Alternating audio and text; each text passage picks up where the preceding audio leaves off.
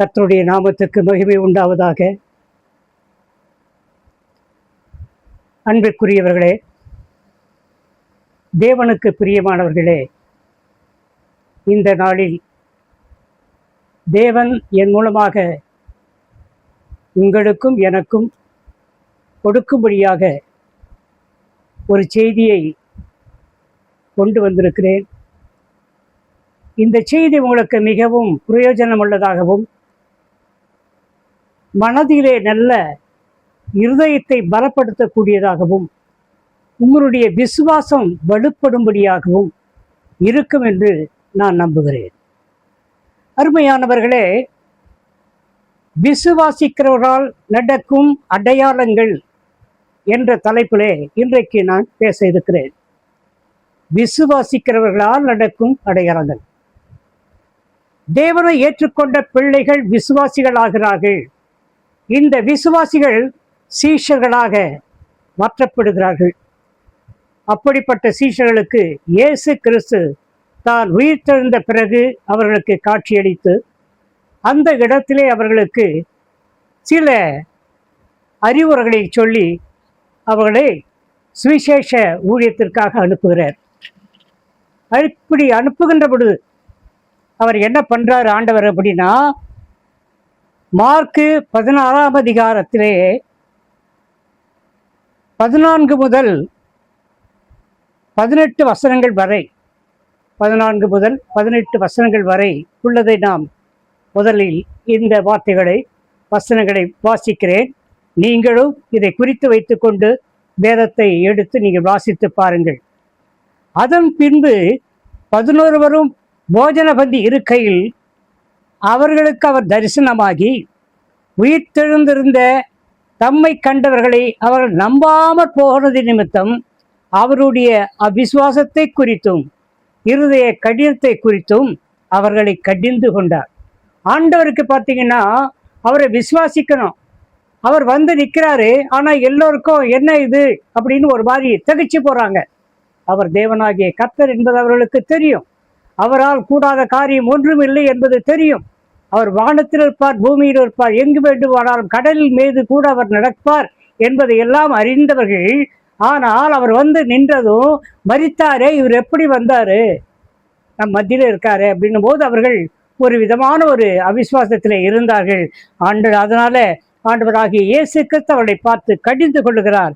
பின்பு அவர் அவர்களை நோக்கி, நீங்கள் உலகெங்கிலும் போய் சர்வ சிருஷ்டிக்கும் சுவிசேஷத்தை பிரசங்கியுங்கள்.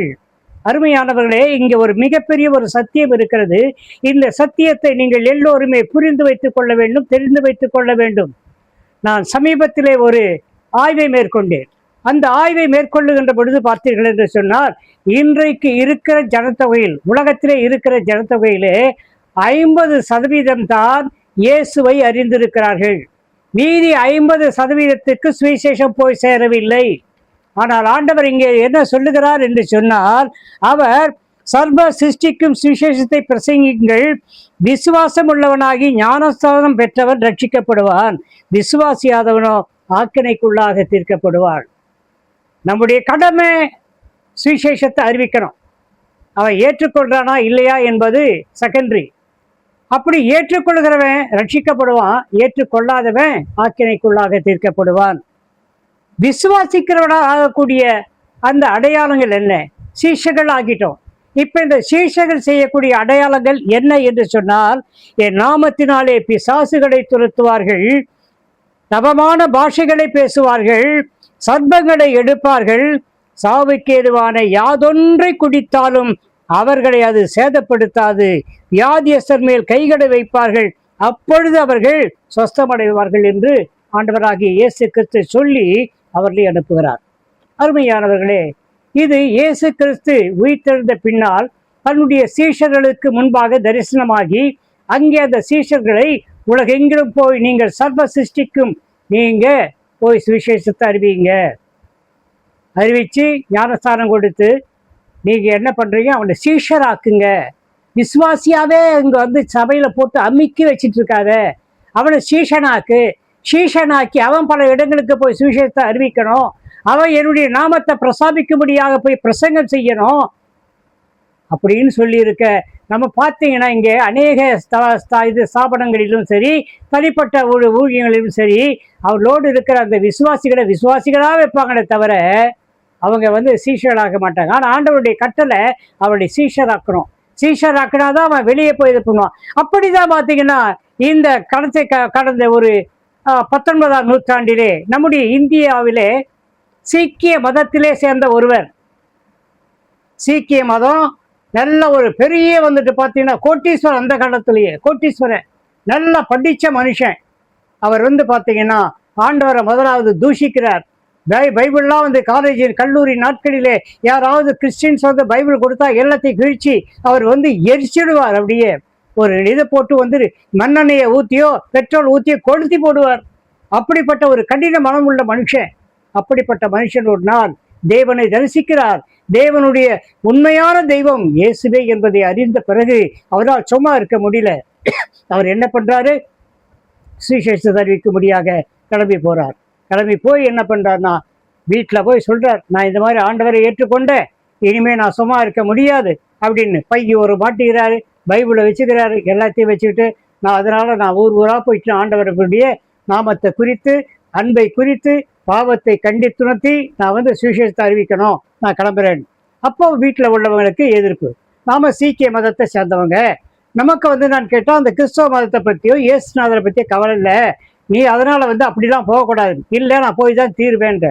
உனக்கு அப்பனா ஒன்று 10 காசு கூட இந்த சொத்துல இல்லை, நோ நெவர் மைண்ட், எனக்கு அது தேவையே இல்லை, எனக்கு அது சொத்து, எனக்கு அவர் போதும், இயேசு கிறிஸ்து போதும், நீங்க உங்களுடைய சொத்து அழியக்கூடிய இந்த சொத்து எனக்கு வேண்டாம், எனக்கு அழியா சுதந்திரம் எனக்கு அங்கே கிடைக்கும், அழியா சொத்து எனக்கு கிடைக்கும் அப்படி என்று சொல்லி அவளை விட்டு விலகி போகிறார்.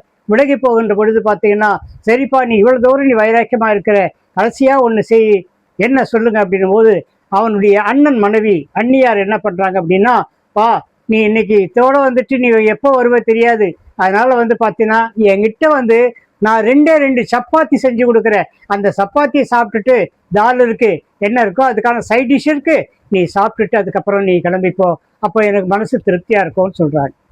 உடனே அவர் என்ன பண்ண, அண்ணி பரவாயில்ல, நீங்க உங்க அன்பா சொல்றீங்க, நீங்க கொடுங்க நான் சாப்பிட்றேன்னு சொல்லிட்டு அவர் வீட்டுக்குள்ள கூட போகல, வெளியே திண்ணையிலே உட்கார்றாரு.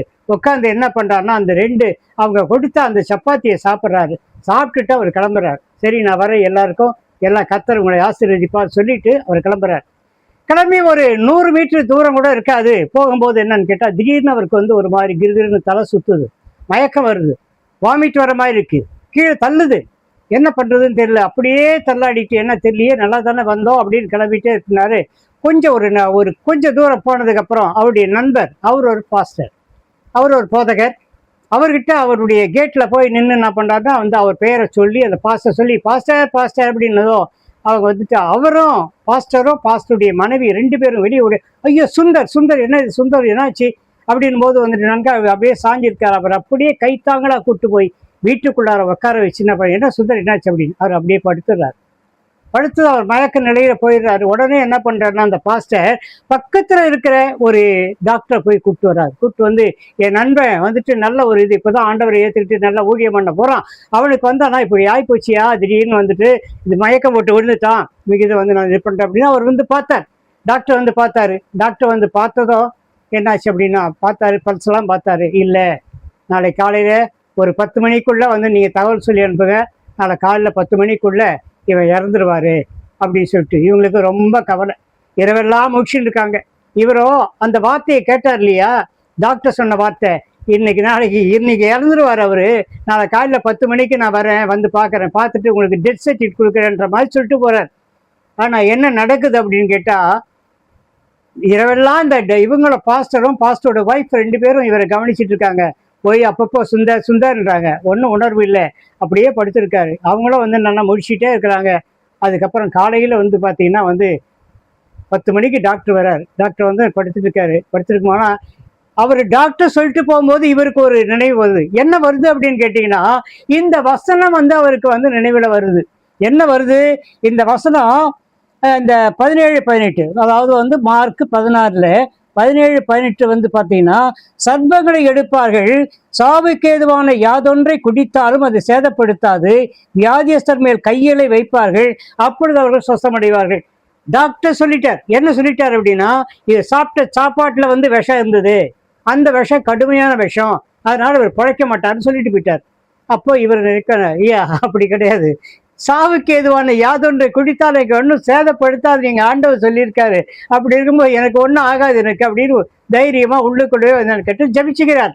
ஆண்டவரே, நீ சொல்லியிருக்கீங்களப்பா மார்க்ல இந்த மாதிரி 16ஆம் அதிகாரத்தை 18ஆம் வசனத்துல சொல்லியிருக்கீங்களே, சாவுக்கு ஏதுவான யாதொன்றை இது பண்ணாலும் குடிச்சாலும் வந்து ஒன்றும் சேதப்படுத்தாது சொல்றீங்களே. டாக்டர் சொல்றாரு இது கடுமையான விஷயம், நான் செத்துருவேன்னு சொல்றாரு, உண்மையா உங்களுடைய வாக்கு தத்தம் பொய்யா அப்படின்றார். கடைசியில வந்து பாத்தீங்கன்னா அடுத்த நாள் காலையில 10 மணிக்கு டாக்டர் வர்றாரு. இவர் வந்து சுந்தர் வந்து காஃபி குடிச்சிட்டு திண்ணை மேல உட்காந்துட்டு இருக்காரு. டாக்டருக்கு ஆச்சரியம், என்ன இது சுந்தர் உயிரோடு இருக்காரா அப்படின்னு. ஐயா, உங்களை விட எங்களுடைய பரலோக வைத்தியர் பெரியவர். அவர் வந்து பாத்தீங்கன்னா என்ன அதாவது எதை நான் குடிச்சாலும் சரி, அந்த விஷத்தை குடிச்சா கூட நான் எனக்கு ஒன்றும் ஆகாது, ஜீவனுக்கு ஒன்றும் ஆகாது, ஏன்னா வந்து பரலோக வைத்தியர் அவர் பார்த்துட்டு இருக்கார் அப்படி என்று சொல்லி அவர் இது பண்றாரு. இது மிகப்பெரிய ஒரு சாட்சியாக இன்றைக்கும் கூட உலகெங்கிலும் வந்து பரவி இருக்கிறது. உலகெங்கிலும் சுந்தர் சிங்கை பற்றி பேசும்போது இந்த வார்த்தை வராமல் இருக்காது, இந்த சாட்சி வராமல் இருக்காது. அருமையானவர்களே, இன்றைக்கும் கூட நீங்கள் விசுவாசித்தால் தேவனுடைய மகிமையை காண்பீர்கள். விசுவாசியுங்கள், உங்களாலும் கூட பலவிதமான அதிசயங்களை அற்புதங்களை காண முடியும், மற்றவர்களுக்கு காண்பிக்க முடியும். கர்த்தர் தாமே இந்த வார்த்தைகளை ஆசீர்வதிப்பாராக. ஆமென்.